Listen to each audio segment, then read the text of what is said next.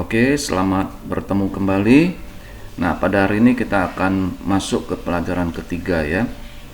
Nah, pelajaran ketiga mengenai laporan keuangan yang bisa kita pakai di dalam melakukan valuasi. Seperti kita ketahui bahwa ada 3 jenis laporan keuangan yang penting yang bisa kita pakai dalam melakukan valuasi. Apa aja, masih ingat? Ya, betul. Jadi ada income statement ya, ataupun yang kita sebut dengan laporan laba rugi. Yang kedua adalah balance sheet, ataupun yang kita sebut dengan neraca ya. Terus yang ketiga adalah laporan arus kas ya, ataupun statements of cash flows. Oke. Nah, ini adalah laporan-laporan keuangan yang bisa kita pakai ketika kita melakukan valuasi. Nah, tetapi ada beberapa hal ya yang perlu saya tegaskan di sini, bahwa laporan keuangan yang ada itu kita harus melakukan modifikasi ya.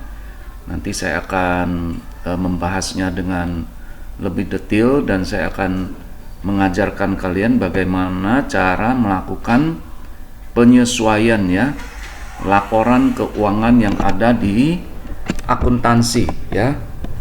Nah, kenapa itu harus dilakukan penyesuaian ataupun yang kita sebut dengan modifikasi atas katakanlah biaya-biaya di dalam laporan keuangan ataupun accounting financial statements ya.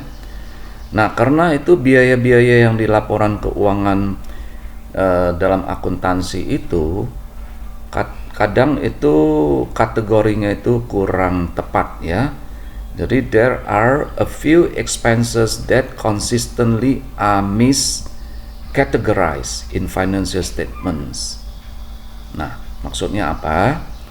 Jadi contoh ya, saya kasih contoh itu R&D expenses ya. Ini contoh yang sangat real. Itu di dalam laporan keuangan accounting ya, dalam akuntansi itu men-treat ini adalah sebagai operating expenses. Nah, saya rasa kita semua udah mengerti apa perbedaan antara operating expenses dengan capital expenses ya. Nah, yang benar itu R&D expenses itu adalah capital expenses. Karena nanti saya akan menjelaskan dan memberikan contoh yang lebih real di bab-bab selanjutnya ya. Karena di bab selanjutnya itu kita langsung akan mengaplikasikan ya dari laporan keuangan itu untuk melakukan valuasi. Nah, tetapi di sini yang perlu kalian ingat adalah bahwa biaya R&D, riset dan pengembangan, R&D expenses actually are capital expenses ya. Jadi R&D expenses are not operating expenses as what accountants think they are. R&D expenses are really capital expenses. Kenapa? Nah, saya kasih alasannya ya, penjelasannya mengapa R&D expenses are capital expenses. Nah, penjelasannya sederhana sekali. Sebenarnya capital expenses adalah biaya yang dikeluarkan hari ini, tapi manfaatnya akan kita dapatkan berulang-ulang di masa depan. Nah, itulah capital expenses. Jadi R&D expenses, biaya yang kita keluarkan hari ini, manfaatnya tidak kita langsung menikmati mendapatkannya hari ini, tetapi kita akan menikmati manfaatnya ketika riset dan pengembangan kita ini udah berhasil di masa depan. Nah, begitu udah berhasil riset dan pengembangan kita itu, kita ataupun perusahaan kita itu bisa menikmati manfaatnya berulang-ulang di masa depan. Nah, itulah yang kita sebut dengan capital expenses. Oke? Jadi untuk financial statement analysis yang perlu kalian kita ingat adalah bahwa dari laporan keuangan akuntansi itu kita perlu melakukan adjustment ya, penyesuaian ataupun modifikasi ya, yang nanti akan saya ajarkan di bab selanjutnya, bab selanjutnya. Oke.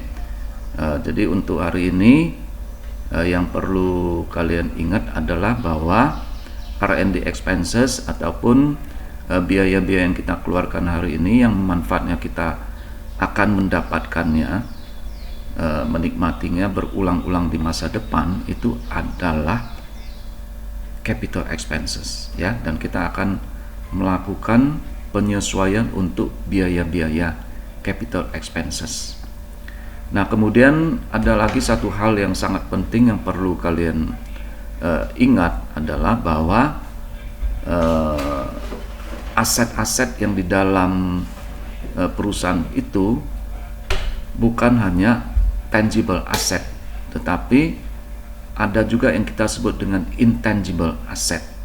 Nah, itu sebenarnya kadang nilainya itu juga cukup besar ya, bahkan bisa merupakan bagian yang lebih besar daripada tangible asset. Nah, apa aja contohnya intangible asset? Nah, contohnya adalah goodwill ya, reputation, integrity. Nah, itu adalah contoh-contoh intangible asset. Bisa juga brand names ya, terus networking ya, dan juga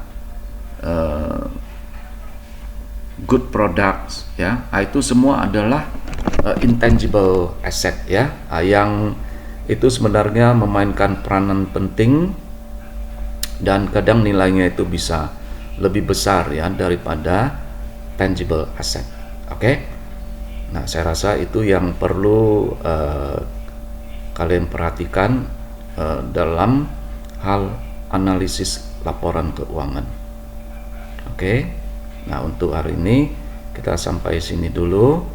Kita akan melanjutkan lagi untuk minggu depan, yaitu untuk bab 4 mengenai risk ya, the basics of risk. Sekian, terima kasih.